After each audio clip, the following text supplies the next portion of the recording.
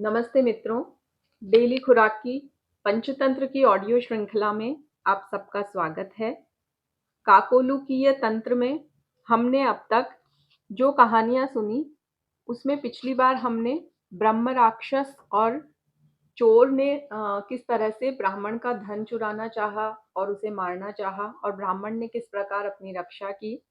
उस कहानी के बाद आज हम सुनेंगे कि जब भैरव सिंह ने अपने एक मंत्री उमेश से पूछा कि तुम्हारी क्या राय है, क्या हमें चिरंजीवी नामक इस कौवे को मार देना चाहिए या इसे आश्रय देना चाहिए।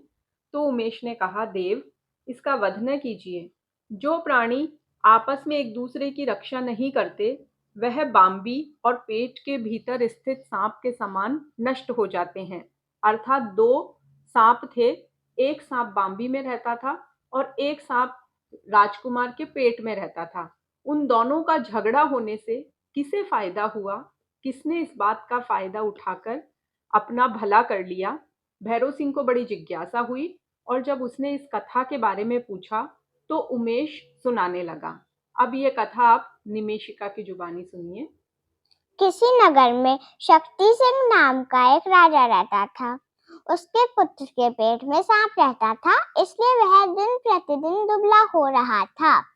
बहुत सारी दवाइयों और चिकित्सा के बाद भी वो स्वस्थ नहीं हुआ तो राजपुत्र में वैराग्य आ गया। वह किसी अन्य देश को चला गया। एक नगर में जाकर वहां मंदिर में रहने लगा और भिक्षा मांगकर जीवन बिताने लगा। उस नगर में राजा का नाम बलि था। उसकी 2 युवा पुत्रियां थी। वह रोजाना सूर्योदय के समय अपने पिता को नमस्कार करती। एक दिन एक पुत्री ने कहा, पिताश्री, आपकी जय हो, आप ही के आशीर्वाद से मुझे सारे सुख प्राप्त हैं। दूसरी ने कहा, पिताश्री, मैं अपने कर्म से उत्पन्न हुआ भोग भोगती हूँ। यह सुनकर राजा को क्रोध आ गया। उसने मंत्री को आदेश दिया कि इस दुष्ट बोलने वाली कुमारी को किसी विदेशी पुरुष को दे दो, जिससे यह अपना किया हुआ भोगे। इसके कर्म कितना साथ देंगे, यह मुझे देखना है। मंत्री ने उसकी शादी देव मंदिर में रहने वाले राजपुत्र से करवा दी। वह खुशी खुशी अपने पति के साथ रहने लगी।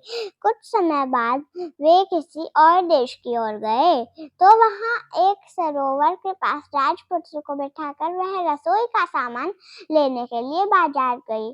जब सामान खरीद कर वह आई तब तक राजपुत्र वहां सो गया। तभी उसके मुंह से उस सर्प ने अपने फन निकाले और वायु पीने लगा। पास ही बॉम्बे में बने दूसरे सर्प ने कहा था कि अरे दुष्ट, क्यों इस सुंदर राजकुमार को दुख देते हो?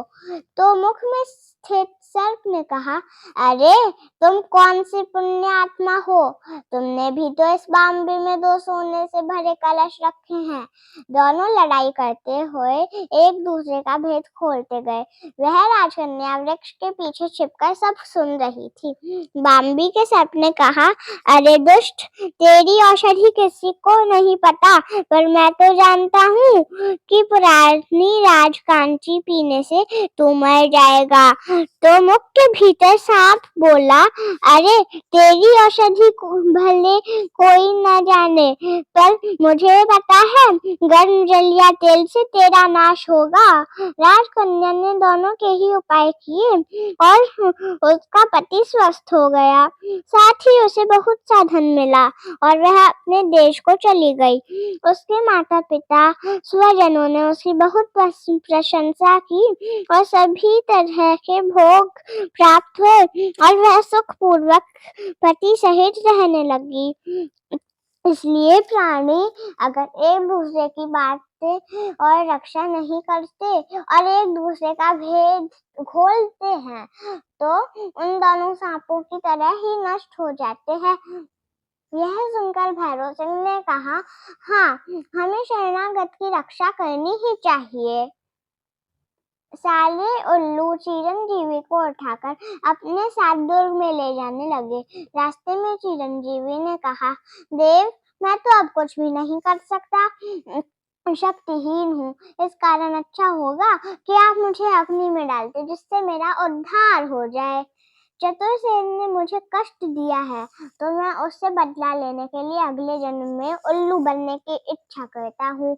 मुकेश को अभी भी उस पर विश्वास नहीं हो रहा था, सो वह बोला, भाई तुम ऐसे कुटिल और बनावटी वचन कितने आसानी से कह रहे हो, लेकिन मेरा दावा है कि अगर तुम उल्लू योनि में उत्पन्न भी हुए तो तुम्हारी चेष्टा कौवे जैसी ही रहेगी। यह कहानी झूठी थोड़ी है कि जब चिड़िया को सूर्य, बादल, वायु, पर्वत जैसे पति चुनने का मौका मिला तो उसने सब योग्यों को छोड़कर उसने एक चूहे का वरण किया। मनुष्य अपनी जाति का स्वभाव नहीं छोड़ सकता। मंत्री ने पूछा, यह कौन सी कथा है? तो मुकेश सुनाने लगा। मित्रों, आगे की कथा अगले भाग में सुनिए कि किस तरह से एक राजकुमारी ने चूहे का वरण किया। तब तक के लिए धन्यवाद। चैनल को लाइक और सब्सक्राइब करना न भूलिए।